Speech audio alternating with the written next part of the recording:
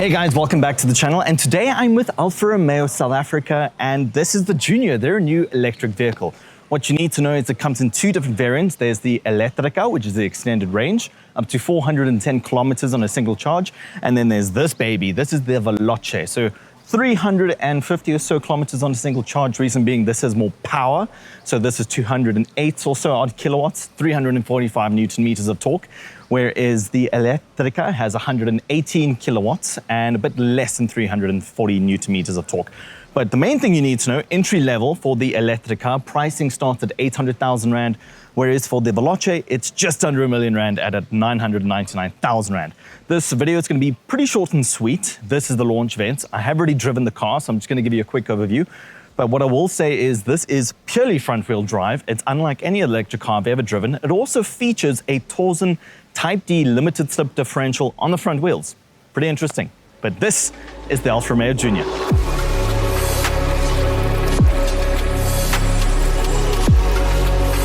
Now, the front of the Junior, it's unlike any other electric vehicle I've ever seen. Most electric cars are kind of bulky and square-shaped and boxy. Alfa Romeo are still fantastic at giving a car their Italian flair. So this is extremely striking. It still looks like an Alfa at the end of the day, despite the fact that it's an EV. But it's easily the best looking EV, in my opinion, especially considering it's a crossover. Now, the Junior behind me happens to be a Veloce as well. One thing I will say, it has a pretty good looking side profile. As I said, this is more of a crossover.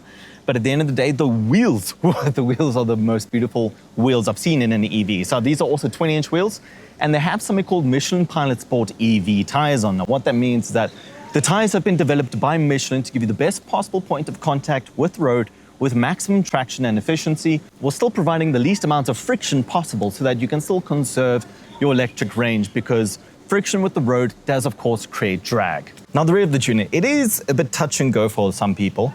Now, this rear design is quite iconic for Alfa Romeo and the brand itself, not to mention this is a bit of an aerodynamic piece as well. The boots, obviously, you have an electric tailgate, firstly. Secondly, sorry, part of my equipment here. Secondly, boot space is pretty good. I think it's between 400 and 440 liters of boot space, so pretty decent. No, unfortunately, it does not come with a spare wheel, but you do, of course, have a tire repair kit, and you have the roadside assistance services of Stellantis as well. Underneath here is a secret kind of compartment. It's a bottom shelf, so you can expand the boot space even further. Now, the interior of the Junior, and it's pretty quintessential Alfa Romeo. It's always something special. They're very good with their interior designing. Now, what I will say is the seats are extremely comfortable, and these are the Seatbelt seats. So these are an optional extra. They do cost more, but they provide fantastic support. It's a bit of a bucket seat feel, so it really hugs you quite nicely. I do love the look of it. It's a mixture of Alcantara, red contrast stitching, and leather. And of course, you have the Alfa Romeo logo embossed in the headrest with some red contrast stitching. The steering wheel, on the other hand, extremely firm, mixture of leather, more Alcantara. We have a bit of a flat bottom, which is quite nice. All of our multifunction controls on the steering wheel itself. Then down the center here, we do have the iconic start-stop button. What I will say is I do see some parts here from obviously the Stellantis parts bin, and that's really okay. I mean, I'm not too worried about it. They've done a very good job with the design. So the gear selector, the drive mode button, the e-brake, as well as the start-stop button. This I have seen before recently in the Opel Grandland, but at the end of the day, it's really not a sight for sore eyes. I think this works quite well. And at the end of the day, why spend so much money focusing on the small ergonomic designs such as buttons and features where you can focus on the driving? That's where Alfa Romeos really shine, and that's where this car shines. Now, I have already driven this car. I didn't have a lot of time to set up camera because it was raining badly. So this car handles like a go-kart. It is front-wheel drive, and what they've done is they've put in a limited slip diff in the front. I don't know how the mechanics behind it, but basically what happens is that when you drive and you throw it into a corner and you accelerate, now obviously for the people who really like driving quite a lot, you're going to be driving in dynamic, number one. You're going to have regenerative braking off, number two. Now, what happens is that when you throw it into a corner and you accelerate, now because this car obviously is front-wheel drive, typically front-wheel drive cars are synonymous with having horrible understeer. Now, when you throw it in with the Junior and you accelerate, because it has the LSD in the front, it grips. The car is so extremely agile, it feels like a hot hatch. It's insane. So for me, personally speaking, this is the best and most fun and most engaging electric vehicle I've ever driven. Yeah, it is still pretty punchy. It's very quick, 0 to 100. They say under 6 seconds, and I'll guarantee. Now, of course, there are faster electric cars when it comes to straight line speed, 100%.